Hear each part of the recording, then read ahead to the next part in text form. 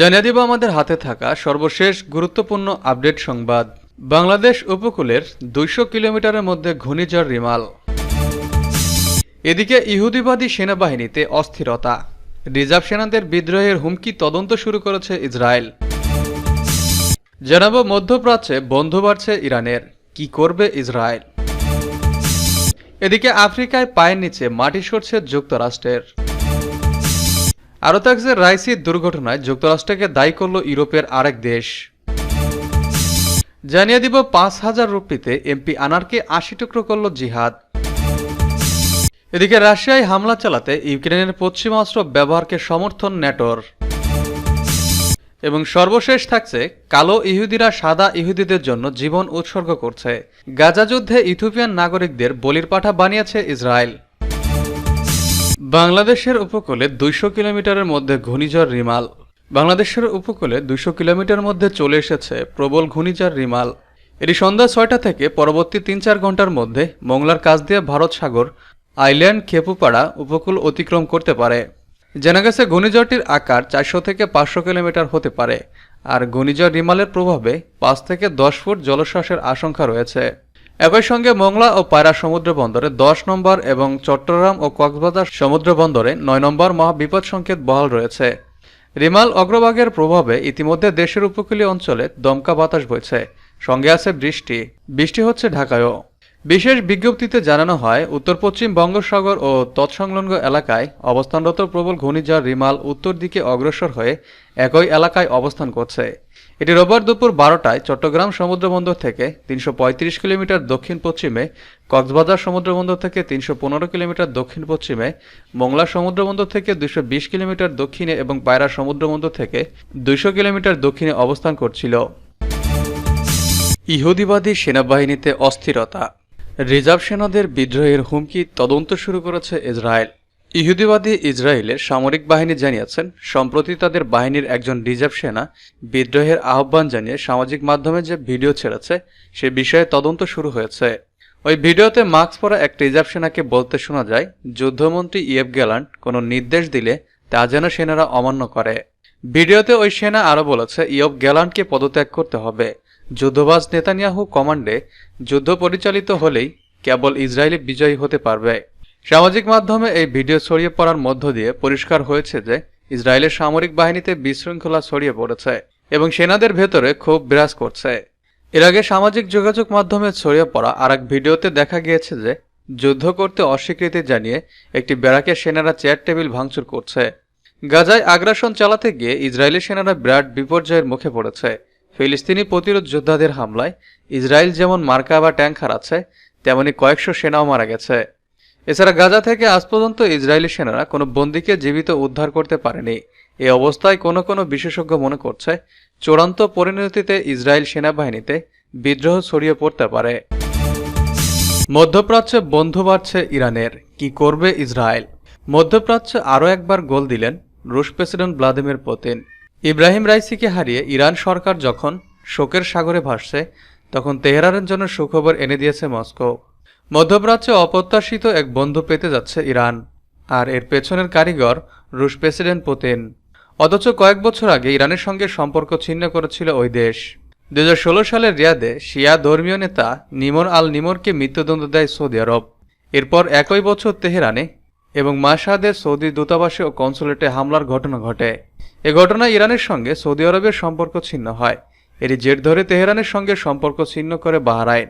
দীর্ঘ 8 বছর পর এখন ইরানের সঙ্গে আবারও সম্পর্ক ঘনিষ্ঠ করতে চায় মানামা প্রশাসন। সম্পর্ক স্থাপনের ক্ষেত্রে দেরি না করার ঘোষণা দেন বাহরাইনের বাদশাহ হামাদ। বাহরাইনের বাদশাহ হামাদ বলেন, ইরানের সঙ্গে আমাদের সমস্যা ছিল, কিন্তু এখন আর কোনো সমস্যা নেই। বৃহস্পতিবার মস্কোয় রুশ প্রেসিডেন্ট ভ্লাদিমির পুতিনের সঙ্গে সাক্ষাৎ করেন বাদশাহ হামাদ। এরপরই এমন মন্তব্য করেন তিনি বলেন, ইরানের সঙ্গে সম্পর্ক স্বাভাবিকরণে দেরি করার কোনো কারণ নেই। আমরা দুই দেশের মধ্যে কূটনীতিক, বাণিজ্যিক ও সাংস্কৃতিক সম্পর্ক স্বাভাবিকের চেষ্টা করছি। চলতি মাসে বাহরাইনে আরব লীগের 33তম সামিট অনুষ্ঠিত হয়। ফিলিস্তিন ও ইসরায়েলের মধ্যে দুই রাষ্ট্র সমাধানের আলোচনা পুনরুজ্জীবিত করতে একটি আন্তর্জাতিক শান্তি সম্মেলনের আয়োজন করতে মানামার প্রতি আবেদন জানায় আরব লীগের সদস্য রাষ্ট্ররা। রাশিয়ার বার্তা সংস্থা ইন্টারফ্যাক্স বাদশাহ হামাদ বলেন, এই সমস্যা সমাধানে আমরা সবার আগে রাশিয়ার সহায়তা চাই। গেল বছরের মার্চে চীনের মধ্যস্থতায় সৌদি আরব ও ইরান তাদের ভেঙে যাওয়ার সম্পর্ক পুনরায় জোড়া লাগায়। মধ্যপ্রাচ্য পরিবর্তনের এমন হাওয়া বইতে শুরুর পর এটিতে স্বাগত জানায় বাহরাইন। ওই সময় বাহরাইনের পররাষ্ট্র মন্ত্রণালয় জানিয়েছিল এ ধরনের চুক্তি মতবিরোধ দূর করতে ইতিবাচক পদক্ষেপ হিসেবে কাজ করবে আর আলোচনা ও কূটনীতির মাধ্যমে আঞ্চলিক সংঘাত সমাপ্তির পথ তৈরি করবে। আফ্রিকায় পায়ের নিচে মাটি সরছে যুক্তরাষ্ট্রের। খেই হারিয়ে ফেলেছে যুক্তরাষ্ট্র। একের পর এক মাত খাচ্ছে সামরিক ও অর্থনীতিতে বিশ্বের ১ নম্বর দেশটি। মধ্যপ্রাচ্যে এতদিন ধরে উপস্থিতির পরও সেখানে সুবিধা করে উঠতে পারছে না। এক ইরানের কাছেই নাকানি চুবানি খাচ্ছে, যেখানে নতুন করে যুক্ত হয়েছে রাশিয়া ও চীন। যুক্তরাষ্ট্রের এতদিনের খবরদারি এক তড়িতেই ধূলিসাৎ করে দিয়েছে ভ্লাদিমির পুতিন ও শি জিনপিং। এবার আফ্রিকা মহাদেশও পায়ের নিচে মাটি সরছে যুক্তরাষ্ট্রের। সময়টা মোটেও ভালো যাচ্ছে না যুক্তরাষ্ট্রের। ঘরে বাইরে সব জায়গায় ধরা খাচ্ছে বাইডেন প্রশাসন। এবার যুক্তরাষ্ট্রের জন্য আরেকটি খারাপ খবর দিয়েছে লন্ডন ভিত্তিক থিঙ্ক ট্যাঙ্ক চ্যাটহ্যাম হাউস। তাদের দাবি আফ্রিকায় নতুন প্রতিদ্বন্দ্বিতার মুখে পড়েছে যুক্তরাষ্ট্র। বেজিংয়ের এমন অভাবনীয় আগ্রাসন ওয়াশিংটনকে ব্যাকফুটে ঠেলে দিয়েছে। কিছুদিন আগে আফ্রিকায় নাইজারে মার্কিন ঘাঁটিতে ঢুকে পড়েছে রাশিয়া। এবার চীনের কাছ থেকেও ধাক্কা খেতে পারে যুক্তরাষ্ট্র। ৩ দশকের বেশি সময় ধরে চীন একটি ঐতিহ্য অনুসরণ করে চলেছে। দেশটির পররাষ্ট্রমন্ত্রী বছরের প্রথম সফরটা আফ্রিকা মহাদেশেই করেন। এবছর এর ব্যতিক্রম হয়নি। বছরের প্রথম সফরে বেরিয়ে মিশর, তিউনিসিয়া, টোগো ও আইভরি কোস্টে গিয়েছেন চীনের পররাষ্ট্রমন্ত্রী ওয়াং ই। এ দেশগুলোর প্রতিটিরই উপকূলীয় অঞ্চল রয়েছে, তবে চ্যাটহ্যাম হাউস চীনের লক্ষ্য অন্য কোথাও। এমন দেশে ঘাঁটি গাড়তে চায় চীন যে দেশের কোনো নৌ বা সমুদ্র বন্দর নেই। বর্তমানে জিবুতিতে চীনের সামরিক ঘাঁটি রয়েছে। ২০১৭ সালে ওই ঘাঁটি চালুর পর এবার নাকি চীনের নজর নাইজারের দিকে। নাইজারে মার্কিন সামরিক বাহিনীর দুর্বলতার সুযোগে সেখানে ঢুকে পড়েছে রাশিয়া। এবার চীনও সেখানে ঢুকে পড়লে অবাক হওয়ার মতো কিছু ঘটবে না।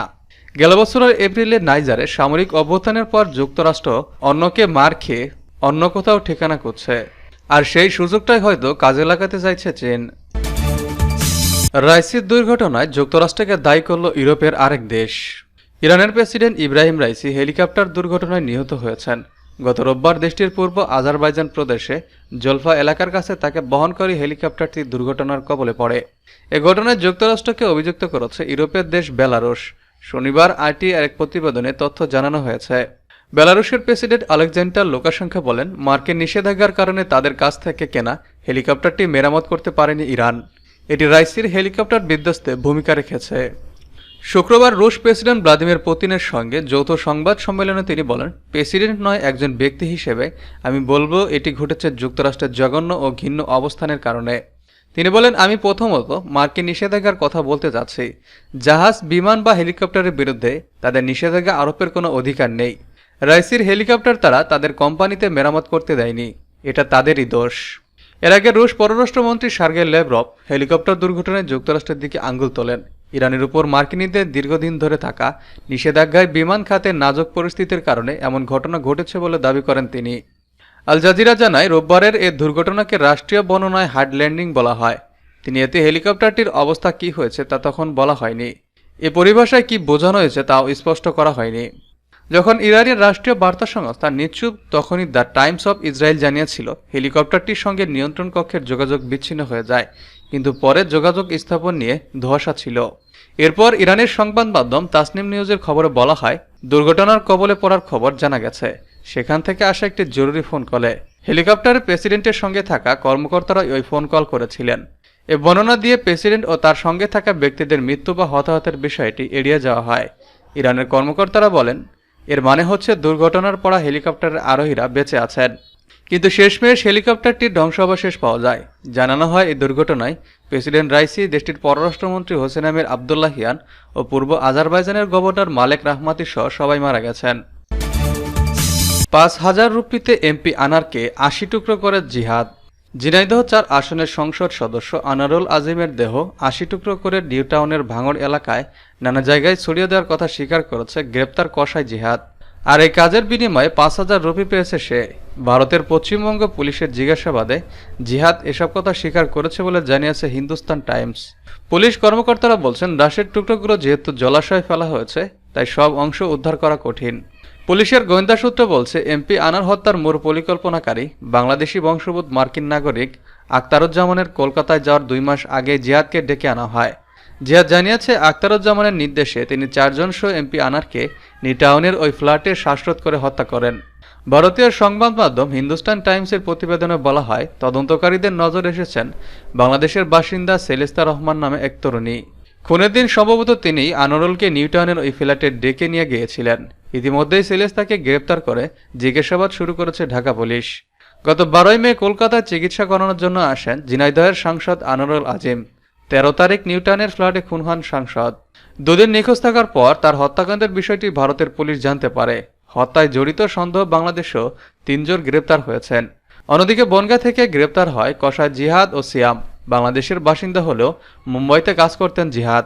জিজ্ঞাসাবাদে জিহাদ স্বীকার করেছে, আনোয়ারুলকে খুন করার পর বনগাঁ সীমান্ত দিয়ে বাংলাদেশ পালানোর ছক কষেছিল তারা, কিন্তু ধরা পড়ে গেছে। খুনের পর সাংসদের দেহ 80 টুকরো করে ভাঙড়ের জলাশয়ে ফেলা হয়েছে বলেও স্বীকার করেছে সে। লাশের টুকরোগুলো উদ্ধারে বৃহস্পতিবার রাত থেকে জলাশয়ে তল্লাশি চলছে, তবে এখনই কিছু উদ্ধার করা হয়নি। রাশিয়ায় হামলা চালাতে ইউক্রেনের পশ্চিমা অস্ত্র ব্যবহারকে সমর্থন ন্যাটোর। ন্যাটো মহাসচিব জেন্স স্টোলটেনবার্গ এক বিবৃতিতে বলেছেন, ইউক্রেনের আন্তর্জাতিকভাবে স্বীকৃত রাশিয়ার ভূখণ্ডে অবস্থিত সামরিক স্থাপনায় আঘাত হানতে সক্ষম হওয়া উচিত। স্টোলটেনবার্গ দ্য ইকোনমিস্টের সাথে এক সাক্ষাৎকারে বলেন, মিত্র দেশগুলোর ইউক্রেনকে দান করা অস্ত্র ব্যবহারের উপর তারা যে বিধিনিষেধ আরোপ করেছে সেসবের কিছু প্রত্যাহার করা উচিত কিনা তা তাদের বিবেচনা করার সময় এসেছে। বিশেষ করে এখন যখন রাশিয়ার সাথে সীমান্তের কাছাকাছি খার্কিভে প্রচণ্ড লড়াই চলছে, তখন ইউক্রেনকে রাশিয়ার ভূখণ্ডে বৈধ সামরিক স্থাপনার বিরুদ্ধে এসব অস্ত্র ব্যবহারের সম্ভাবনা অস্বীকার করায় সেখানে কিয়েভের পক্ষে আত্মরক্ষা করা খুব কঠিন হয়ে পড়েছে।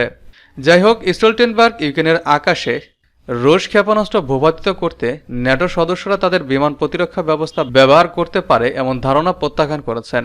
তিনি বলেন, ইউক্রেনে ন্যাটোর স্থল সেনা পাঠানোর কোনো ইচ্ছা আমাদের নেই, আমরা সংঘাতের পক্ষে যাব না। এর আগে রুশ পররাষ্ট্রমন্ত্রী সের্গেই ল্যাভরভ বলেছিলেন, রাশিয়ার মাটিতে পশ্চিমা অস্ত্র ইতিমধ্যে ব্যবহার করা হয়েছে। কালো ইহুদিরা সাদা ইহুদিদের জন্য জীবন উৎসর্গ করছে। গাজা যুদ্ধে ইথিওপিয়ার নাগরিকদের বলির পাঠা বানিয়েছে ইসরায়েল। বর্ণবাদের অস্তিত্ব এবং ইহুদিবাদী ইসরায়েলের শাসক গোষ্ঠীর বর্ণবাদী আচরণ এবং ব্যবস্থা বিশ্ব সম্প্রদায়ের কাছে অতি সুপরিচিত, এবং এই জাতিগত বৈষম্যের শিকার হওয়া সম্প্রদায়ের উদাহরণ হল স্বয়ং ফালাসার ইহুদিরা। অধিকৃত ফিলিস্তিনি ভূখণ্ডে বসবাসের জন্য অন্যান্য দেশ থেকে ইহুদিদের আকৃষ্ট করা ছিল ইসরায়েলি সরকারের অন্যতম গুরুত্বপূর্ণ মিশন। সামরিক অভিযানে ইহুদিবাদী শাসকদের পরাজয় ও ব্যর্থতার প্রধান কারণ ছিল মূলত ইসরায়েলি সৈন্যদের মধ্যে ভয়, আতঙ্ক এবং দুর্বল মনোবল। তাই এই দখলদার শাসক গোষ্ঠীর শাসন আমলে ফালাসো ইহুদিদের বা ইথিওপিয়ান বংশোদ্ভূত যাদের জীবনধারা এবং সামাজিক মর্যাদা ছিল খুবই নিম্ন স্তরে, তাদেরকে যুদ্ধের প্রথম সারিতে এবং সবচেয়ে বিপজ্জনক ফ্রন্টে মোতায়েন করা হয়। সাধারণভাবে অন্যান্য শ্বেতাঙ্গ ইহুদিরা এই আফ্রিকান ইহুদিদের খুব বেশি পাত্তা দেয় না এবং বৈষম্য নির্বিশেষে এমনকি তারা তাদের মানুষ হিসেবে ত্রুটিপূর্ণ বলে মনে করে। যেমন ইথিওপিয়ান কৃষ্ণাঙ্গ ইহুদিরা অধিকৃত ফিলিস্তিনি হাসপাতালে রক্ত দিতে গেলে শ্বেতাঙ্গ ইসরায়েলিরা তাদের রক্ত ব্যবহার করতে অস্বীকৃতি জানিয়েছিল এবং বিশ্বাস করে যে তাদের রক্তে সম্ভবত অনেক ভাইরাস রয়েছে। বেশিরভাগ শ্বেতাঙ্গ ইসরায়েলি ফালাসাদের ইহুদি বলে মনে করে না, তবে ইসরায়েলের শাসনের সবচেয়ে কঠিন সময়ে এসব বর্ণবাদী ইহুদিরাই কৃষ্ণাঙ্গ ইহুদিদের বলির পাঠা হিসেবে ব্যবহার করছে। 1970 সালে ইহুদিবাদী শাসক গোষ্ঠী ফালাসাদের তাদের জনসংখ্যা বাড়াতে এবং ফিলিস্তিনের ভূমিতে অভিবাসন হতে উৎসাহিত করার জন্য ইহুদি হিসেবে স্বীকৃতি দেয়। ইথিওপিয়ার আর্থসামাজিক অবস্থা খুবই নিম্নমান হয়, পাশাপাশি সেখানে চরম দারিদ্র্যের কারণে বিপুল সংখ্যক ফালাসাকে অবৈধভাবে দখলকৃত ফিলিস্তিনে চলে যেতে বলা হয়েছিল এবং অধিকৃত ভূখণ্ডে ইহুদিবাদী সেনাবাহিনীতে তাদেরকে কঠিন দায়িত্ব পালন করতে দেওয়া হয়। ঘোষিত পরিসংখ্যান অনুসারে আনুমানিক 1,60,000 ইথিওপিয়ান আজ ফিলিস্তিনের ইসরায়েল অধিকৃত ভূখণ্ডে বসবাস করছে। গাজায় চলমান যুদ্ধ ইসরায়েলের অভ্যন্তরে অসংখ্য রাজনৈতিক ও সামাজিক সংকট সৃষ্টি করেছে এবং সেখানে আরাম আয়েশে থাকা অবৈধভাবে বসতি স্থাপনাকারী ইসরায়েল এবং বিশ্বাস করতে শুরু করেছে যে ইসরায়েল নিরাপদ স্থান নয়।